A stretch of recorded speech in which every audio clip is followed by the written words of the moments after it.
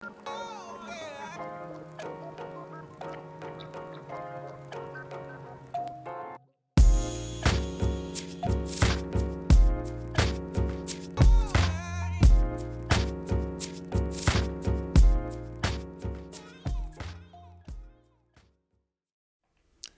going on, everybody? Welcome to your daily astrology horoscope for Tuesday, March 7th, 2023. Astrologer Brian Scarborough here, Fixed Air Moon, keeping the collective fixed on astrology. I appreciate you all so much. Happy full moon in Virgo. What a day it is. That big culmination point, that apex of the opposition between the sun and the moon. It is the final full moon of the current astrological year as we wane into a new astrological year at the Aries point, 0 Aries, where we will have that new moon, followed by a solar eclipse at 29 Aries. So yeah, what a big peak out moment emotionally into so much new energy. So pretty exciting, but highly volatile emotions. Let's take a look. Just start breaking it down. Well, it is that axis of Pisces and Virgo, where the ethereal meets reality, where the faith meets the analytical, right brain, left brain, pulling all the facts together, paying extreme attention, the focus. So much mental energy accumulates in Virgo, where we can judge things, where we can put so much effort into our physical life. And it's heavy, and reality is heavy. We can carry a lot of weight in Virgo. It always reminds me of like the 10 of Wands, even though it's a fire card. It's like, gosh, there's a lot of weight that I got to carry in this world, and holds a lot of guilt, holds a lot of judgment, frustration, all because that's part of this human journey, is to release so much of the earthly weight that we do carry, and remember that we are these spiritual, ethereal beings, these everlasting souls that you cannot create nor destroy. We're both. We're both things. We can easily be destroyed in this physical avatar, but our souls can never be crushed. And our souls don't really feel like they have to carry that much weight either. It's only when we come into the physical realm that is very much Virgo that we start to accumulate all these different burdens. So, as a full moon, part of this is learning to let go, right? It's Pisces season. There's a surrender that we have to find. There's a flow, there's a compassion, there's faith. Having the faith to know that cycles end, new cycles begin. There's always going to be change. It is a mutable opposition, right? A lot of mutable energy in the chart. And Saturn will be just 45 minutes after this. And I'll show you the Saturn ingress chart, of course, too, as it does enter Pisces, because it's a big deal. We've had Saturn in Aquarius the last 3 years. It's been a crazy 3 years since, March of 2020. So here we are, March of 2023, and coming into a Saturn, coming into this Pisces energy where it can feel so heavy. There can be an emotional apex in our lives, in our personal lives, of all the particulars, getting things in order. Oh my gosh, I have to clean this. I have to do this. It's a lot. How much do we actually need to do? I always bring up the saying, the camel can't fit through the needle's eye. I feel like this is that moment every year with the full moon in Virgo where it's like, seriously, are you really going to carry that and try and carry that through the needle's eye back to source, back to God? It doesn't matter, right? So I'm not saying that life doesn't matter. Our life has purpose here. But we put a lot of mental authority, very Virgo, into every physical aspect of our life, our jobs, our daily routine, what time we go to bed at night, what time we have to wake up the next day. We put so much emotion and mental thought, and we can get so stressed about the schedule of the next day or the schedule of the next week or what's all on our plate. And how important is that really? This full moon's at 16 degrees for its apex. It makes a 7. Very spiritual number. Mercury's at a 7 for this full moon. Pandora's at a 7 for this full moon. There's 7s all over the place. You know? So, I mean, we have to come to a place of realizing like what's actually important to our soul that we need to focus on. Because if we're just going to focus so much on every little thing, we're taking ourselves out of the ethereal and we're getting too hyper fixated and focused on the physical. So that's the balance point. That's the opposition. That's this full moon. There's a sweet spot. Life is important. Physical reality is important. But so is your spiritual commitments to yourself. So is your spiritual commitments to God. How do you take a break at times? You know, we can be machines in Virgo, picking the field, getting the crop, getting ready for fall. I mean, obviously we're in winter coming into spring, but Virgo is the harvest before fall, right? The final month and the final zodiac sign of summer. So even now we're at this point where we're trying to understand and figure out everything to get us ready for this new astrological year that is in front of us. And boy, oh boy, do we get a lot. We get Pluto ingressing signs. We get Pluto square the nodes. We get the nodes ingressing. Again, 45 minutes after this, Saturn comes into Pisces. Are we really going to weigh ourselves down, trip ourselves out, over-contemplate, overthink, overanalyze, judge this, judge that, and send ourselves into a tailspin? Is it really that important? Do we even know what we're harvesting for? I think that's a good question to ask our own souls. Everything that we're so focused on or think that has to be in such perfected form, is that even something that's going to be around in 28 years when Saturn comes back to 29, or 30 years when Saturn comes back into Aquarius, or even 27 when it comes back into Aquarius to start that transit? And I think it's very interesting that Saturn's holding on to the absolute edge, 2959, in the 6th house away from the moon. 1, 2, 3, 4, 5, 6. Aquarius. So there's just so much of this heavy pressure that is like you're never going to go into your future if you don't get this, this, and this, and this, this, and this done. If you don't pay attention to this, this, this, and this. Did you pay attention to this part of the world? Did you pay attention to that part of the world? Are you processing everything that's going on? Is it even the future? Do we know? I would argue that we don't, with Pluto getting ready to come into Aquarius. We haven't seen anything yet. The next 20 years are going to blow our minds. So, things to keep in mind as we're about to see so many big shifts is how much weight are we really going to carry into it? How much guilt are we going to hold from the past? Or are we ready to release and surrender to the purity of our souls and the purity of our being, and to see how beautiful life is and how much it can grow and how special we are just for being here, each and every one of us, no matter what experience we're going through. So it's a very service-oriented, axis, Virgo, Pisces. We have a service to provide here, right? We're here to heal. Virgo is the sign of healing. Chiron's here sitting right next to Jupiter. Venus has just passed. In Aries, we have done so much identification healing. Our beliefs have been healed. We're trying to heal our relationship to ourselves. We're trying to heal how we present that aspect of our healed self to others. How to accept other people for their wounds. A lot of this is just how can we be the best human we can be?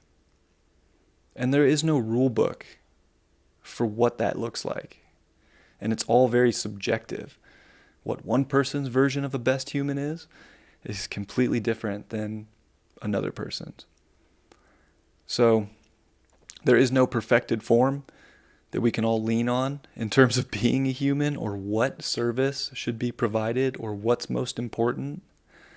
And we can try to gather data all we want, especially here with Mars at 21 Gemini, just 3 degrees away from squaring Neptune.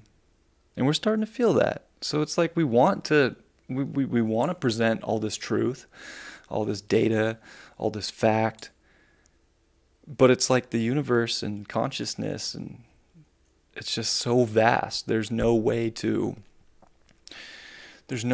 actually have that defined. And that's the crazy part about all this Aries energy, is it's disposited by this Mars that's still in shadow and square Neptune.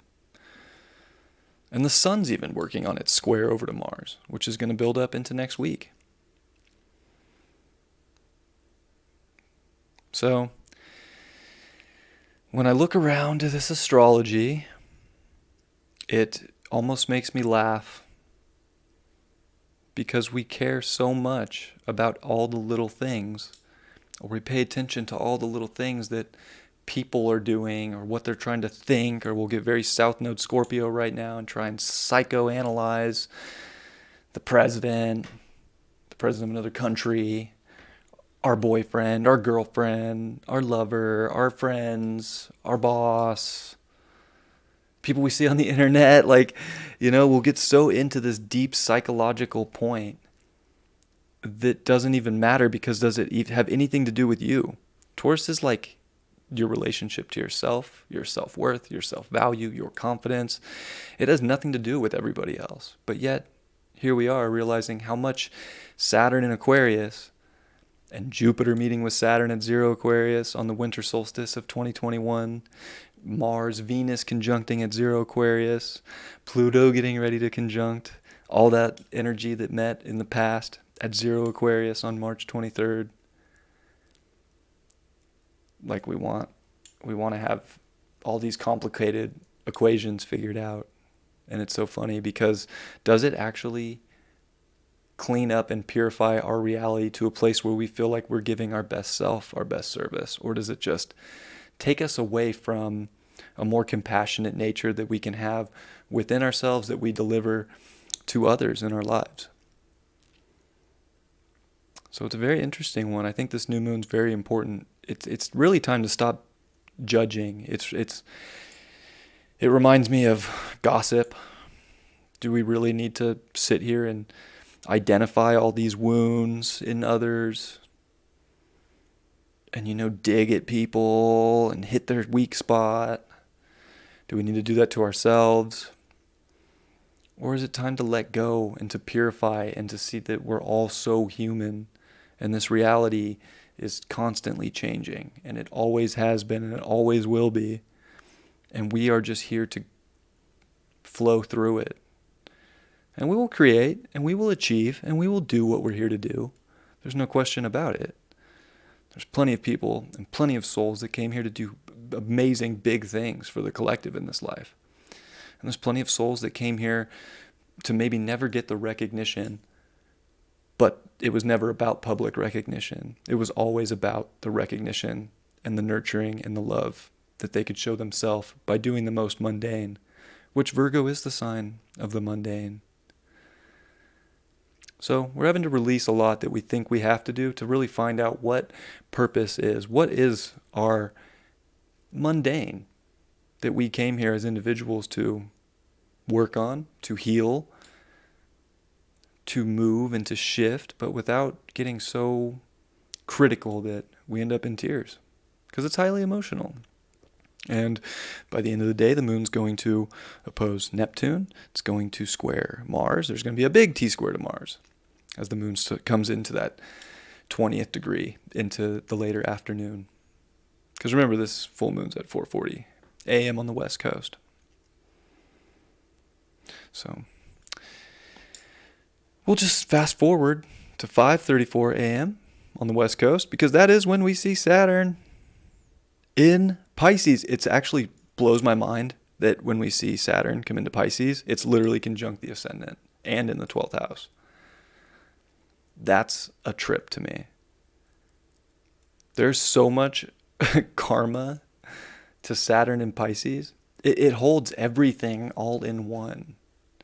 So it's literally this infinite vast, it's the infinite intelligence. Of course it's emotional, but some would argue that intelligence is emotional.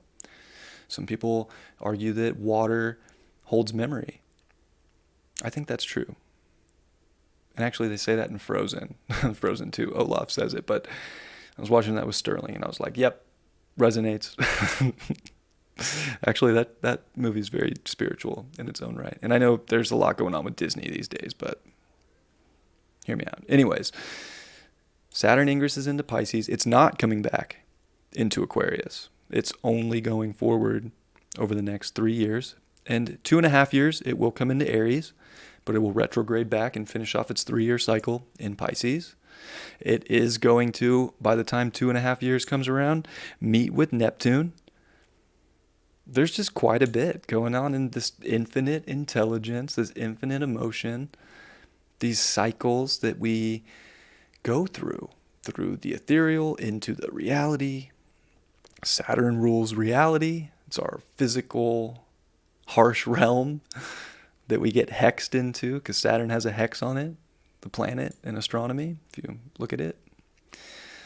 So we're all hexed here to figure out karma. And that's one of the beautiful things about Saturn in Pisces is it brings up karma. And we all have a lot of karma to deal with. But you know what? That's what helps us find purpose, healing, and dharma in the end. But it's such a trip that it comes in there right in the 12th house. This is where, again, choice, if there's free will in this reality, this is one of the times where you really need to pay attention, not by overlooking at things or judging things, but just by your conscious action of what is spiritually pure to you, and are you doing yourself best by God, by your higher self? And every action and every choice you make, does it have a resonance to your soul? Do you feel like it's a consciously mature decision? Because if you don't, maybe it's worth thinking again, because there's consequences. Saturn in the 12th house deals with prisons. The 12th house deals with prisons, mental institutions, hospitals. When Saturn comes there, there's karma around this situation. But it's not always that we end up in those things. It's that we put ourselves in positions like that. Or the universe will. So it's almost like that's a choice in itself. Are we going to take the time to slow things down, to get back to our center, go into our universe, and understand what's going on within, because that's what's going on without. So within, so without, as above, so below. So there's a lot of that has to go on. And often, especially as we're dealing with a full moon in Virgo, like if we come into this and just think that we're going to have to just work, busy, clean, reorganize, structure, pay attention, analyze the whole time, like the universe will put you on timeout. And that's basically why people end up in hospitals, jail, prison, institutions. Because they were so mentally busy that they never tuned into themselves, their universe, their intuition, their emotions. They never fully made the cycle. So we have to find some kind of balance here, as always. And that's really a big part of life, is that balance and being in this world but also not of this world, right? Because we're infinite beings, but we have to be here. So there are smart decisions from a soul aspect, and just doing that resolves karma. It provides healing to oneself, which, I'll be honest, when I look at this too, it's like there's so much in like an introverted space that just healing yourself is probably one of the biggest services to the collective that could possibly be done right now. Everybody thinks they have to do some crazy, magnificent thing to change the world, but that energetic frequency that you can bring by healing yourself. The resonance of that is going to be contagious to people that you attract into your life, just people who are around you. So we are making huge changes, big time, and there's a huge surrender. There's a huge, come to God moment in many ways. By seeing that we have things to do here, there is work to be done. But it doesn't necessarily, that doesn't mean it's what you think the work was. It could be for some, but for others, they're going to go on paths they never could have imagined. And that's the thing, is we can get so picky. And if we get so picky and then we stress and then we worry, the universe will humble us and get us to come back within so that we can get the real download and the real message of whatever it is for any individual that we came here to do. It's very interesting that Lucifer is at 28 degrees of Aquarius. Saturn just left that, they conjuncted a week and a half ago. If we're going to get so worried about every single person and what they're doing or what the world's doing, we're going to get lost. And we don't want to obsess over that. We have to remember the uniqueness. We have to remember to be an individual. And that individual liberation is, again, one of the biggest things that moves groups of people and gets people to come together. And it moves society and humanity forward. Also, 16 degrees is where that moon will be, right? It's going to be in a quincunx over to Pandora's box. Pandora's box is making a sextile over to the midpoint of Chiron Venus, which is 16 degrees Aries. And there is some yacht energy over there from that midpoint position. So, there are some pretty weird boxes that are getting opened in our lives. And are we going to stress about the weirdness of what's in the box, or are we ready to just experience it? Kind of just have to have faith and surrender. It's Pisces season. Saturn's in Pisces now. Chiron's here. It's just like we're all a little weird. We all have a quirk. Our values are weird. Or, we get into weird relationships. But, it just, these things happen. Just be a pure soul and you'll be fine. No matter who you're relating with, what kind of groups you're in, what kind of relationships you're in. Be your unique, weird self.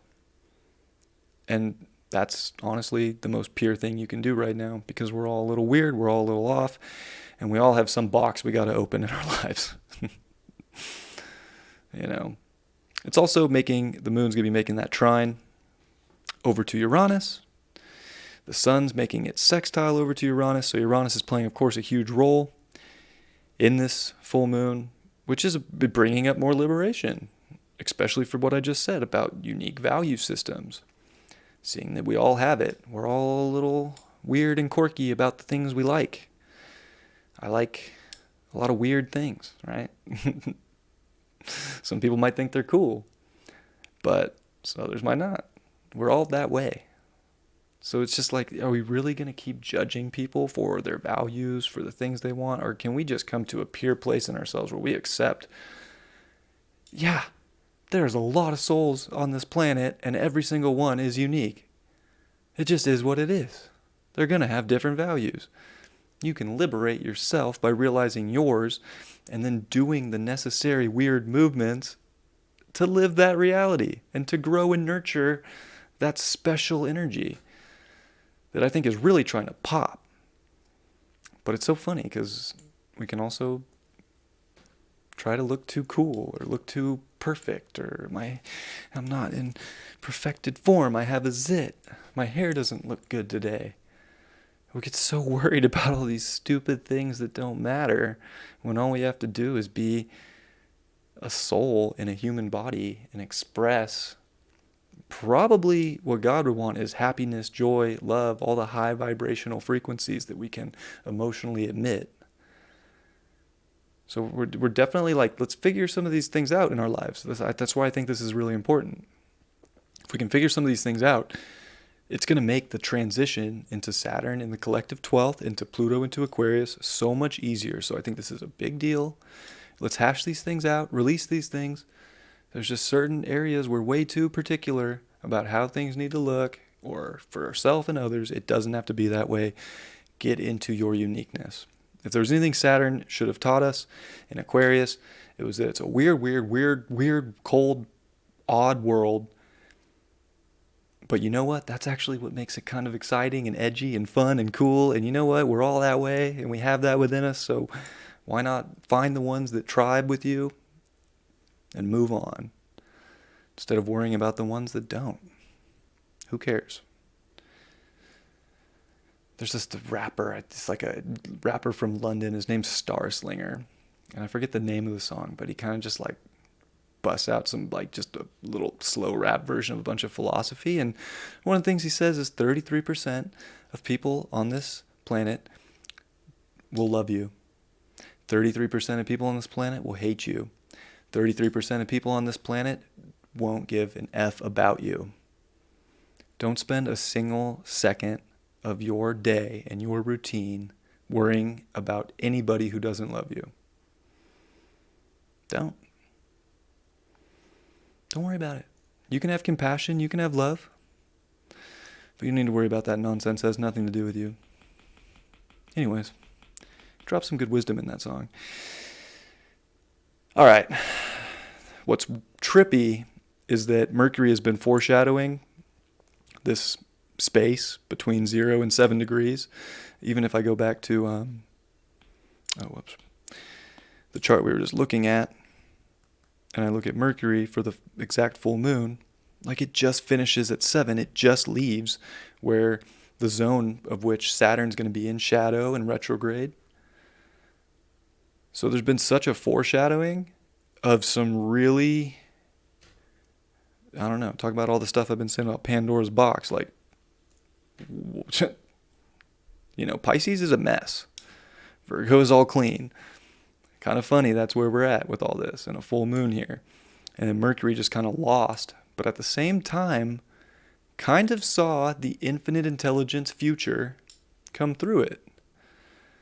And even when we get that, full moon, as Saturn just comes into Pisces, we're going to see the moon and the sun really in a T-square to this little guy, which I added to the chart, which is Urania, which is number 30 in the asteroids. But it is this muse, it's a woman, a feminine muse, said to be a daughter of Uranus, that represents astrology and astronomy. But astronomy back then was astrology. So it is this, great wisdom keeper of the stars and the planets. And there's something about this pressure point to that astrology is so important. Our connection to all these energies is crucial. And I think for the ones that can understand it, especially with Urania in Gemini, where it's very mercurial, and Mercury is the ruler of astrology, that we have to be very hermetic. And even Mars retrograding in Gemini, like how important it is to see both sides, how important it is to understand there's duality, there's difference of opinion, there's difference of truth. Everything is subjective. Like, we can kind of come to objective, consensus, of course, but everything is so subjective. And that we have to be able to alchemize. We have to be able to look at both sides and then come to the alchemizing point that gives us the gold and the truth that is subjective to you. And I think that that's very important, and that there is a little bit of a pressure there that is a wide T-square, but nonetheless, there's something about the Gemini energy that's quite important. And even where Urania is right there, it's in between Dante's stars, or it's right after Archangel Michael, Aldebaran, so it's right in that zone, which is the stairway to heaven in many ways. So there is some kind of weird way that our mind is actually honed in, if it can alchemize, because it's got to go both ways. It's got to go right brain creative, it's got to go very Piscean, it's got to go intuitive, and then we also have to mold in the left brain, analytical, so that we can communicate and talk and, understand on a linear basis. So it's both. It's like it really is both, and astrology is so helpful, and I think that that's a point that astrology is going to be a focus, of course, moving forward, and even like the AI technologies are focusing in on astrology, maybe trying to take intuitive astrologers out of the mix. I don't know. Interesting, but nonetheless helpful to people that want a quick answer because it just comes right up instantly. So,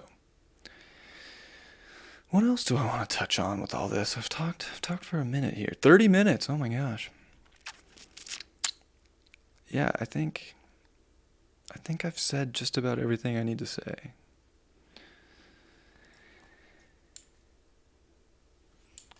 Important times. As we come into an eclipse, which is just 2 months away, April 19th. A month and a half, not even 2 months. Pluto is just 2 weeks away. Yeah, the 23rd. Yeah, 2 weeks away from a big ingress into a new sign. We haven't seen Pluto move signs for 16 years. Remember that. Like, it's not like Pluto just ingresses. I'm not talking about Venus, Mercury, the Sun, Mars, the Moon. No. Pluto. So generations. That's a very, generational planet, right? Generation is changing. Just even Saturn, rules generations too. It's like I'm part of the Pluto and Scorpio generation, right? But I'm also part of that 3-year section of, 88 to 91 that was Pluto in Scorpio, Saturn in Capricorn, right? So it's very generational there too. So, it's exciting. I don't know where things going to go. It does feel like we're at a peak out moment, though, to figure out ourselves, the healing that we've done, to come to peace, so that we can go into this next. Because I'm telling you, we're right. This year is going to be wild, in maybe the best way. Maybe the weirdest way. It's like I can't really see what it's going to look like, but I do know we ain't never experienced nothing like where it's going.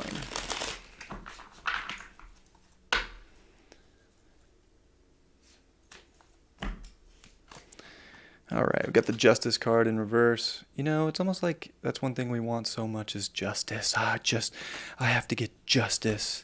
I'm going to hold a grudge, or I'm going to stay so worked up because I didn't get the perfect apology in life, or they didn't show up like this, or something outside, it didn't happen the way I wanted it to. Like, is that even up to us? I don't know, but like, if you're just sitting around waiting for justice to show up on your doorstep, I think you got to go inside to find the justice. I think that's why it's reversed. It's like justice is within you, not outside.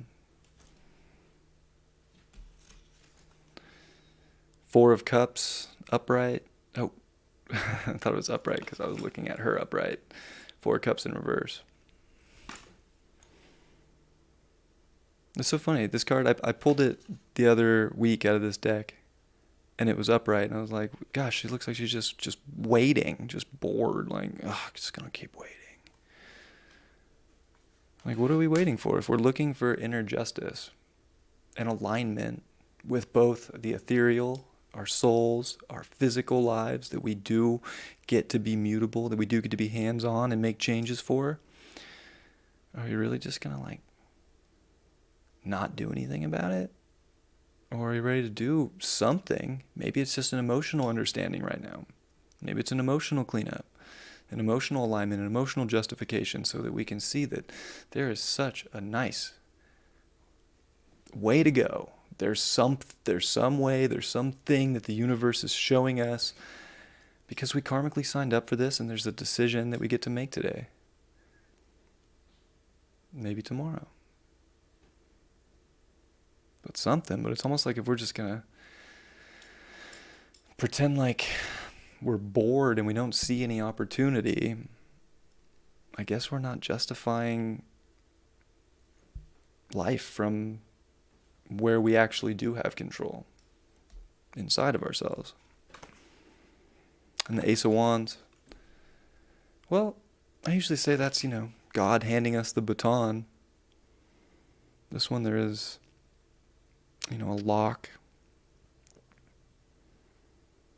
It's like a locket over her heart.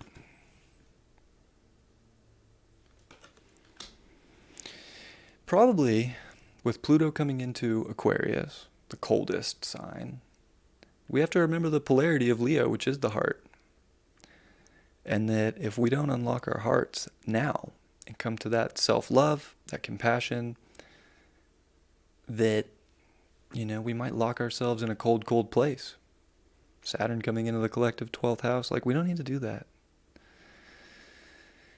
We really don't. So I think we have to identify with our true nature, our soul's nature, our heart energy. Get that heart open. Love yourself. You will have no problems loving reality, no matter where it goes, if you love yourself. And you'll stress less, and you won't worry, and you won't get as sick.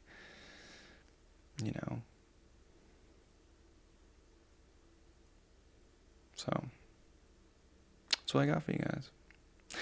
I hope you have a great full moon. Hope you enjoyed this extended full moon horoscope. And sending you all the best.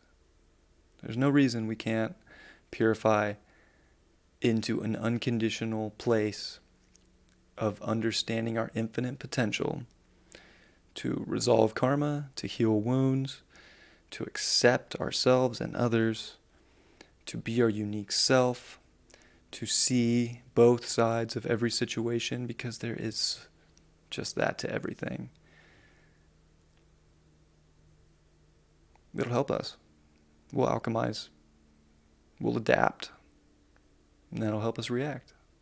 But love you all very much. Appreciate you. Hope you have a beautiful Tuesday. Happy full moon in Virgo. And I will catch you tomorrow. Much love. Peace.